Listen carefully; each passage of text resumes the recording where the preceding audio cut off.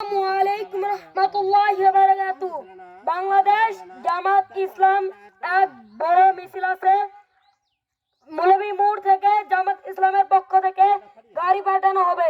আপনারা সকালে ইনশাআল্লাহ যাবেন।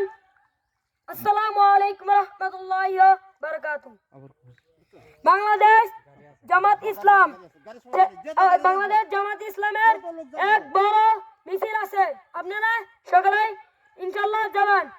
মৌলভী মোড় থেকে বাংলাদেশ জামাত ইসলামের পক্ষ থেকে গাড়ি দেওয়ানো হবে।